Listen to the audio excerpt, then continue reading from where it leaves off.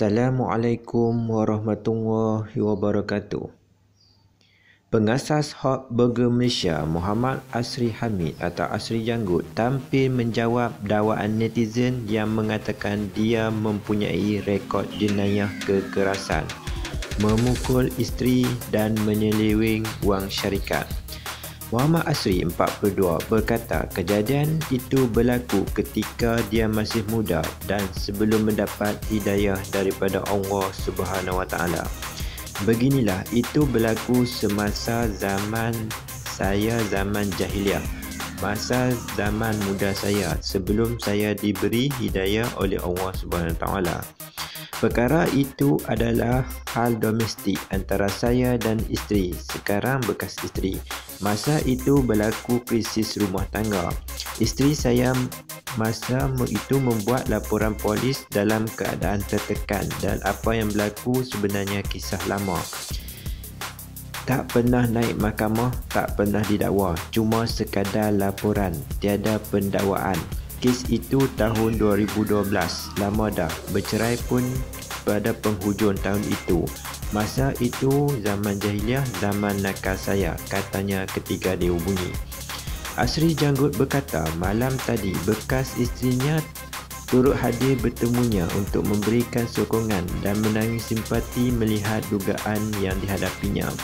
Beliau berkata mereka bercerai secara baik dan tiada masalah, termasuk penjagaan seorang cahaya mata hasil perkahwinan yang sudah terputus di tengah jalan itu. Mengulas mengenai dakwaan menyeleweng wang syarikat, Muhammad Asri berkata, dahulu syarikatnya menjalankan perniagaan burger juga, cuma saya letak nama isteri. Duit kami suami isteri, tetapi bila bergaduh dan berlaku krisis, dia orang tak benarkan saya ambil duit, isteri saya marah, memang akan nampak seleweng. Mungkin laporan ditulis dalam keadaan marah. Selepas kami bergaduh, dia buat laporan, tetapi selepas itu kami berdamai dan tiada isu. Muhammad Asri berkata dia turut menerima kecaman hebat selepas menyiarkan video meminta maaf. Semalam susulan terlanjur kata-kata mendakwa kebanyakan polis dan ATM tidak menjaga solat dalam petikan video tular itu. Menurutnya, sewaktu videonya terlanjur kata itu tular, didapati daripada 100 komen netizen, kira-kira 95 daripadanya adalah komen negatif mengecamnya. Sekarang sudah semakin reda dan mula nampak bahagian positif. Berkenaan dengan kenyataan saya berikan sehingga menjadi satu kecaman. Perkara itu berlaku nombor satu kerana kejahilan dan kelemahan saya berkomunikasi apabila berhadapan dengan orang awam.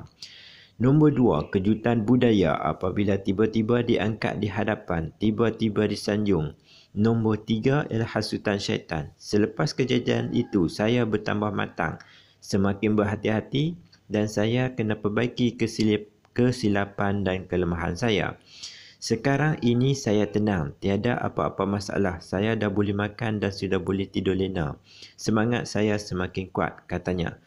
Beliau mengakui tidak pernah dicaci maki orang ramai seteruk dihadapinya akibat kesilapannya dalam kaedah penyampaian. Katanya kejadian dikecam teruk itu menyebabkan dia memahami perasaan individu lain termasuk pemimpin dan selebriti apabila berhadapan situasi serupa. Inilah mengajar saya mengenai kebijaksanaan apabila berhadapan kontroversi dan keadaan apabila berhadapan dengan wartawan. Perlu bijaksana dalam berbicara. Maka saya mengaku dengan seikhlasnya, demi Allah saya tidak niat untuk menyakiti hati, melukakan, membuat provokasi terhadap mana-mana anggota keselamatan. Kerana mereka adalah permata negara, kerana mereka inilah pejuang negara, katanya. Asri Janggut berkata dia ada menghubungi serta dihubungi rakan dalam kalangan tentera dan polis memahami serta sudah menerima permohonan maafnya. Mengenai usaha berdakwah pula, katanya beliau ada dihubungi Persatuan Sekolah Tahfiz yang mendoakan semoga urusannya dipermudahkan. Okey, baik. Assalamualaikum.